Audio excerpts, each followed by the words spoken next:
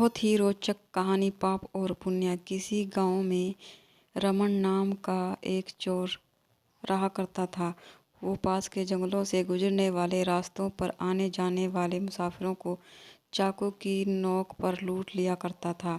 कभी कभी खतरा महसूस होने पर वह उन्हें मारने से भी कतराता नहीं था। उसका एक छोटा सा परिवार था जिसमें उसकी पत्नी, एक बेटा, एक बेटी और उसका बूढ़ा बाप रहा करता था। जब रमन चोरी डकैती करता, इन सब के लिए कुछ न कुछ तोहफे खरीद कर ले जाता था। उसका पूरा परिवार भी जानता था कि वह जो सारी चीज़ें और पैसे लाता है वह चोरी और डकैती के होते हैं। एक दिन रमन ने एक बूढ़े आदमी को लूट लिया। वह बूढ़ा आदमी रमन के आगे बहुत गिड़गिड़ाया। उसने रमन से कहा कि यह पैसे उसकी बेटी की शादी के लिए दूसरे गांव से उधार लाया है। कृपया करके वह इन्हें ना लूटे, वरना वह अपनी बेटी की शादी नहीं कर पाएगा। लेकिन रमन को इस बात से कोई फर्क नहीं पड़ता था, इसलिए रमन ने उस बूढ़े आदमी को धक्का मार दिया और उसका सारा पैसा छीन कर अपने घर लौट आया। घर पहुंचने पर रमन के पिता ने उससे पूछा कि आज कहाँ से आ रहे हो।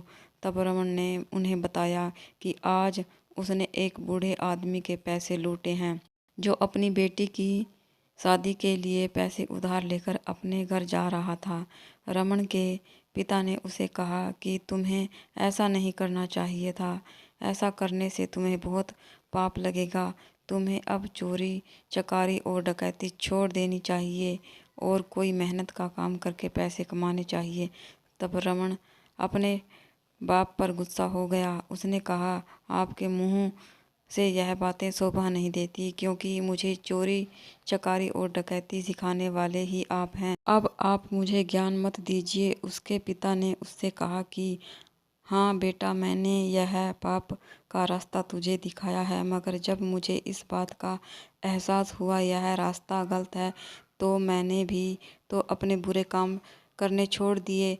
तुम भी जितनी जल्दी हो सके छोड़ दो, नहीं तो आगे जाकर बहुत पछताओगे। लेकिन रमन ने उनकी एक ना सुनी और अपना बुरा काम करना जारी रखा। कुछ दिनों बाद रमन फिर से चोरी डकैती करने के लिए जंगल के आने जाने वाले रास्तों पर छिप कर बैठ गया। वहाँ पर एक जोड़ा नया नया शादी करके आ रहा था। उसने उन्हें पकड़ लिया और चाकू दिखाकर सारा पैसा और जेवरात मांगने लगा। इस जोड़े ने अपने पास रखे सारे पैसे और जेवरात दे दिए, मगर जब दुल्हन ने अपना मंगलसूत्र देने से मना किया तब रमन को उन पर गुस्सा आ गया और उसने दूल्हे को मार दिया और दुल्हन को बोला कि अब यह मंगलसूत्र तुम्हारे किस काम का। अब तो तुम्हारा दूल्हा भी मर गया। लाओ, इस मंगलसूत्र को निकाल कर मुझे दे दो। नई नई शादी करके आई दुल्हन अपनी आंखों के सामने अपने पति को मरता हुआ देख खुद भी सदमे से मर गई। यह सब घटना जब हो रही थी तब पास के पेड़ के नीचे बैठा साधु ये सब देख रहा था। साधु ने रमन को अपने पास बुलाया और उससे कहा कि तुम्हें इतना मूल्यवान मनुष्य जीवन मिला है और तुम इसे इतना भयंकर पाप करके व्यर्थ कर रहे हो। तुम एक ईमानदारी भरा जीवन क्यों नहीं जीते। तब रमन ने उससे कहा, यह मैं अपने लिए नहीं करता, मैं अपने परिवार के लिए करता हूँ। मैं जो लूटपाट करता हूँ उससे जो पैसे मिलते हैं वह मैं सारा अपने परिवार के ऊपर खर्च कर देता हूँ। तब साधु ने रमन को कहा कि चाहे तुम अपने परिवार के लिए पाप करते हो, मगर इस पाप का सारा हिसाब तुम्हें चुकाना पड़ेगा। हाँ, अगर कोई जो अपनी मर्जी से तुम्हारे पाप में भागीदार बनता हो तब बात अलग होगी।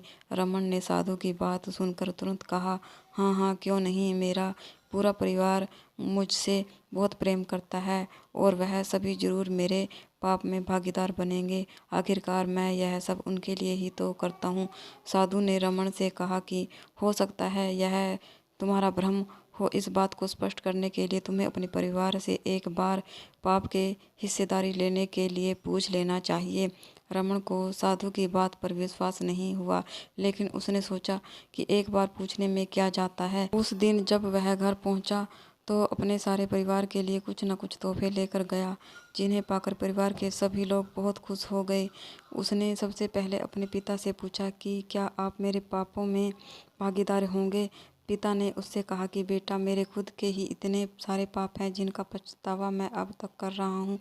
भला मैं तुम्हारे पाप में भागीदार कैसे बनूँ? और वैसे भी मैं तुमसे यह काम छोड़ने के लिए तो पहले से कह रहा हूँ। बाद में रमन अपनी पत्नी और बच्चों के पास गया। अपनी पत्नी और बच्चों से भी यही सवाल किया कि क्या वह उसके पाप में भागीदार बनेंगे। तब उसकी पत्नी और बच्चों ने उससे कहा कि आप जो कुछ भी करते हैं वह हमारे लिए नहीं करते, बल्कि आप इसलिए करते हैं क्योंकि आपकी वह जिम्मेदारी है। आप अपनी जिम्मेदारी चोरी डकैती करके पूरी करें। हमने ऐसा कभी नहीं कहा। तो पूरी तरह आपका फैसला है, इसलिए इससे मिलने वाला पाप में हम आपके भागीदार कैसे बने? अपने परिवार का जवाब सुनकर रमन की आंखें खुल गई। वो तुरंत जंगल के में पेड़ के नीचे बैठे साधु के पास गया और सारी बात साधु को बताई। उसने यह भी पूछा कि वह कैसे अपने पाप कम कर सकता है। साधु ने उससे कहा कि अपने सारे बुरे काम तुरंत बंद कर दो और तुम्हारे पास जो कुछ है, तन मन या धन, उन सब से अच्छाई के काम करना शुरू कर दो, जिससे तुम्हारे पाप धीरे धीरे कम हो जाएंगे। उस दिन से ही रमन ने सारे बुरे काम बंद कर दिए और अच्छाई के काम में लग गया। कहानी का नैतिक पाठ। मित्रों, कहीं आप लोग भी अपनी जिम्मेदारियों को पूरा करने के लिए कुछ ऐसे काम तो नहीं कर रहे हैं जिनकी वजह से आपकी पाप की गठरी भी भारी होती जा रही हो।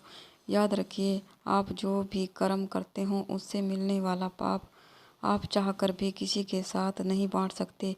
इसलिए रुकिए, सोचिए, समझिए और अपने कर्मों को उसी हिसाब से कीजिए। दोस्तों, उम्मीद है आज की कहानी आपको पसंद आई होगी। ऐसी ही रोचक कहानियाँ सुनने के लिए हमारे चैनल को सब्सक्राइब करें और साथ ही बेल आइकन को प्रेस करें ताकि रोज़ आने वाली वीडियो की नोटिफिकेशन आपको बिल्कुल समय पर मिलती रहे। तो दोस्तों, मिलते हैं ऐसी ही और नई कहानी के साथ। तब तक के लिए धन्यवाद।